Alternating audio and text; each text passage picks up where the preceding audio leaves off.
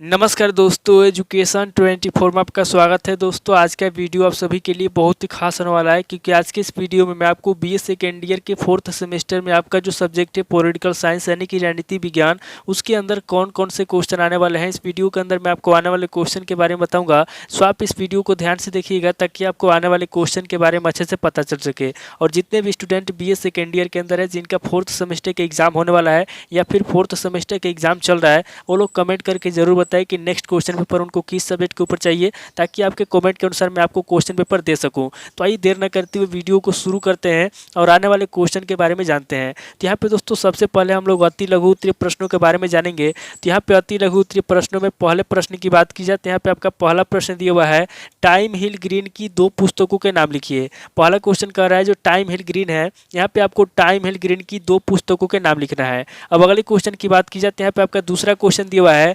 साम्यवाद पर प्लेटो के विचारों का वर्णन कीजिए। दूसरा क्वेश्चन कर रहा है जो साम्यवाद है, यहाँ पे आपको साम्यवाद पर प्लेटो के विचारों का वर्णन करना है। अब अगले क्वेश्चन की बात की जाए तो यहाँ पे आपका तीसरा क्वेश्चन दिया हुआ है, प्लेटो के न्याय की 2 विशेषताएं लिखिए। तीसरा क्वेश्चन कर रहा है जो प्लेटो है, यहाँ पे आपको प्लेटो के न्याय की 2 विशेषताएं लिखना है। अब अगले क्वेश्चन की बात की जाए तो यहाँ पे आपका चौथा क्वेश्चन दिया हुआ है, अरस्तु का राज्य की उत्पत्ति संबंधी विचार बताइए। चौथा क्वेश्चन कर रहा है जो अरस्तु है, यहाँ पे आपको अरस्तु का राज्य की उत्पत्ति संबंधी विचार बताना है। अब अगले क्वेश्चन की बात की जाए तो यहाँ पे आपका पांचवा क्वेश्चन दिया हुआ है, प्लेटो का शिक्षा सिद्धांत का वर्णन कीजिए। पांचवा क्वेश्चन कर रहा है जो प्लेटो है, यहाँ पे आपको प्लेटो का शिक्षा सिद्धांत का वर्णन करना है। अब अगले क्वेश्चन की बात की जाए तो यहाँ पे आपका छठा क्वेश्चन दिया हुआ है, सीसरो के राज्य संबंधी विचार बताइए। छठा क्वेश्चन कर रहा है जो सीसरो के राज्य संबंधी विचार है, यहाँ पे आपको सीसरो के राज्य संबंधी विचारों के बारे में बताना है। अब अगले क्वेश्चन की बात की जाए तो यहाँ पे आपका सातवां क्वेश्चन दिया हुआ है, बोधा की 4 कृतियों के नाम लिखिए। सातवां क्वेश्चन कर रहा है जो बोधा है, यहाँ पे आपको बोधा की 4 कृतियों के नाम लिखना है। अब अगले क्वेश्चन की बात की जाए तो यहाँ पे आपका 8वां क्वेश्चन दिया हुआ है, एक्विनाश की दृष्टि में सबसे निकृष्ट शासन प्रणाली कौन सी है।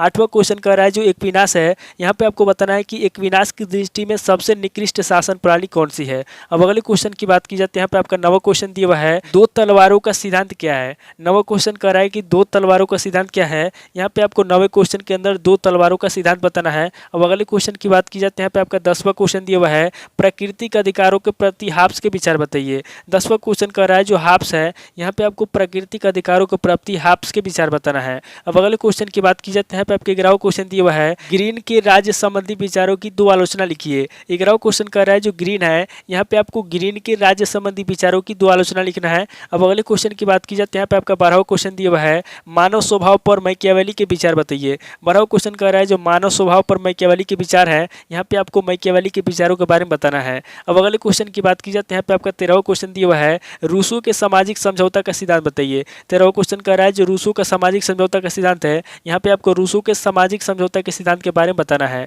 अब अगले क्वेश्चन की बात की जाए तो यहाँ पे आपका 14वां क्वेश्चन दिया हुआ है और अति लघु उत्तरीय प्रश्न का लास्ट क्वेश्चन दिया हुआ है, लाक के अनुसार सरकार के कार्य लिखिए। 14वां क्वेश्चन कह रहा है जो लाक है, यहाँ पे आपको लाक के अनुसार सरकार के कार्य लिखना है। तो टोटल आपके 14 क्वेश्चन हो गए जो आपसे अति लघु उत्तरीय प्रश्न में पूछे जाएंगे। अब आगे हम लोग लघु उत्तरीय प्रश्नों के बारे में जानेंगे। तो यहाँ पे लघु उत्तरीय प्रश्नों में पहले प्रश्न की बात की जाए तो यहाँ पे आपका पहला प्रश्न दिया हुआ है, प्लेटो के साम्यवाद सिद्धांत की व्याख्या कीजिए। पहला क्वेश्चन कह रहा है जो प्लेटो है, यहाँ पे आपको प्लेटो के साम्यवाद सिद्धांत की व्याख्या करना है। अब अगले क्वेश्चन की बात की जाए तो यहाँ पे आपका दूसरा क्वेश्चन दिया हुआ है, प्लेटो के शिक्षा सिद्धांत का वर्णन कीजिए। दूसरा क्वेश्चन कह रहा है जो प्लेटो है, यहाँ पे आपको प्लेटो के शिक्षा सिद्धांत का वर्णन करना है। अब अगले क्वेश्चन की बात की जाए तो यहाँ पे आपका तीसरा क्वेश्चन दिया हुआ है, अरस्तु द्वारा की गई संविधान के वर्गीकरण की आलोचनात्मक विवेचना कीजिए। तीसरा क्वेश्चन कह रहा है जो अरस्तु है, यहाँ पे आपको अरस्तु द्वारा की गई संविधान के वर्गीकरण की आलोचना करना है, यानी कि उसकी कमियां निकालना है। अब अगले क्वेश्चन की बात की जाए तो यहाँ पे आपका चौथा क्वेश्चन दिया हुआ है, अरस्तु के क्रांति संबंधी विचारों की विवेचना कीजिए।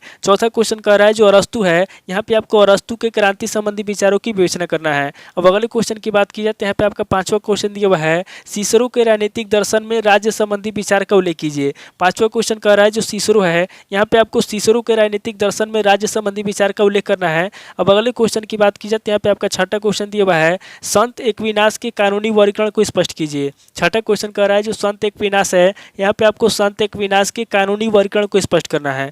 अब अगले क्वेश्चन की बात की जाए तो यहाँ पे आपका 7वां क्वेश्चन दिया हुआ है, अगस्टीन द्वारा प्रतिपादित 2 नगरों की अवधारणा को स्पष्ट कीजिए। 7वां क्वेश्चन कह रहा है जो अगस्टीन है, यहाँ पे आपको अगस्टीन द्वारा प्रतिपादित 2 नगरों की अवधारणा को स्पष्ट करना है। अब अगले क्वेश्चन की बात की जाए तो यहाँ पे आपका 8वां क्वेश्चन दिया हुआ है, पुनर्जागरण के प्रभाव की व्याख्या कीजिए। 8वां क्वेश्चन कह रहा है जो पुनर्जागरण का प्रभाव है, यहाँ पे आपको पुनर्जागरण के प्रभाव की व्याख्या करना है। अब अगले क्वेश्चन की बात की जाए तो यहाँ पे आपका 9वां क्वेश्चन दिया हुआ है चर्च और राज्य का विवाद पर संक्षिप्त टिप्पणी लिखिए। 9वां क्वेश्चन कह रहा है जो चर्च है और जो राज्य का विवाद है, यहाँ पे आपको चर्च और राज्य का विवाद पर संक्षिप्त में टिप्पणी लिखना है। अब अगले क्वेश्चन की बात की जाए तो यहाँ पे आपका 10वां क्वेश्चन दिया हुआ है मैकियावेली अपने युग का शिशु था, इस कथन की व्याख्या कीजिए। 10वां क्वेश्चन कह रहा है जो मैकियावेली है, कह रहा है कि मैकियावेली अपने युग का शिशु था, इस कथन की व्याख्या करना है। अब अगले क्वेश्चन की बात की जाए तो यहाँ पे आपका 11वां क्वेश्चन दिया हुआ है बोधा की संप्रभुता की अवधारणा स्पष्ट कीजिए। 11वां क्वेश्चन कह रहा है जो बोधा की संप्रभुता है, यहाँ पे आपको बोधा की संप्रभुता की अवधारणा को स्पष्ट करना है।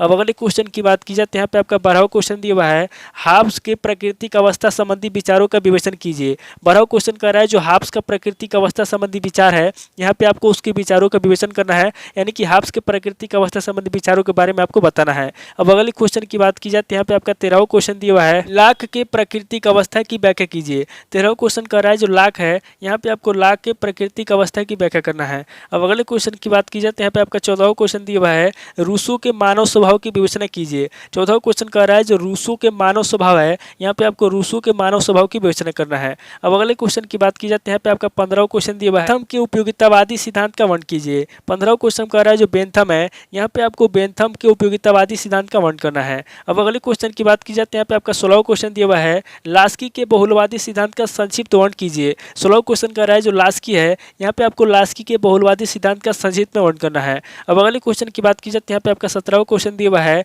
ग्रीन के युद्ध संबंधी विचारों की संक्षिप्त व्याख्या कीजिए। 17वां क्वेश्चन कर रहा है जो ग्रीन है, यहाँ पे आपको ग्रीन के युद्ध संबंधी विचारों की संक्षिप्त में व्याख्या करना है।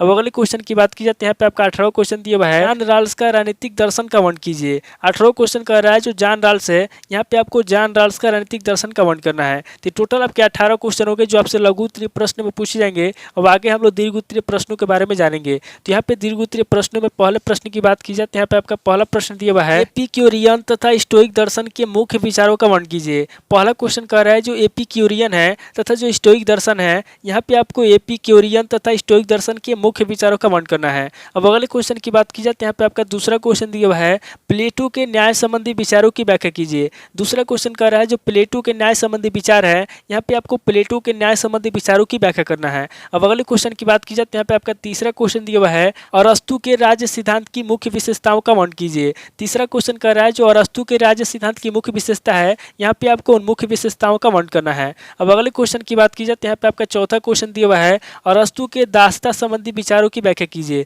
चौथा क्वेश्चन कर रहा है जो अरस्तु के दासता संबंधी विचार है, यहाँ पे आपको उसके दासता संबंधी विचारों के बारे में बताना है, यानी कि अरस्तु के दासता संबंधी विचारों की व्याख्या करना है। अब अगले क्वेश्चन की बात की जाए तो यहाँ पे आपका पांचवा क्वेश्चन दिया हुआ है आधुनिक राजनीतिक सिद्धांत में मैकियावेली के योगदान की व्याख्या कीजिए। पांचवा क्वेश्चन कर रहा है जो मैकियावेली है, यहाँ पे आपको आधुनिक राजनीतिक सिद्धांत में मैकियावेली के योगदान की व्याख्या करना है। क्वेश्चन की बात की जाए तो यहाँ पे आपका छठा क्वेश्चन दिया हुआ है रूसो की सामान्य संकल्प संबंधी अवधारणा की व्याख्या कीजिए। छठा क्वेश्चन कह रहा है जो रूसो की सामान्य संकल्प संबंधी अवधारणा है, यहाँ पे आपको रूसो की सामान्य संकल्प संबंधी अवधारणा की व्याख्या करना है। अब अगले क्वेश्चन की बात की जाए तो यहाँ पे आपका सातवां क्वेश्चन दिया हुआ है जेएस मिल के स्वतंत्रता संबंधी विचारों का विश्लेषण कीजिए। सातवां क्वेश्चन कर रहा है जो जेएस मिल के स्वतंत्रता संबंधी विचार है, यहाँ पे आपको जेएस मिल के स्वतंत्रता संबंधी विचारों का विश्लेषण करना है। अब अगले क्वेश्चन की बात की जाए तो यहाँ पे आपका आठवां क्वेश्चन दिया हुआ है कार्ल मार्क्स के वर्ग संघर्ष सिद्धांत की व्याख्या कीजिए। आठवां क्वेश्चन कह रहा है जो कार्ल मार्क्स है, यहाँ पे आपको कार्ल मार्क्स के वर्ग संघर्ष सिद्धांत की व्याख्या करना है।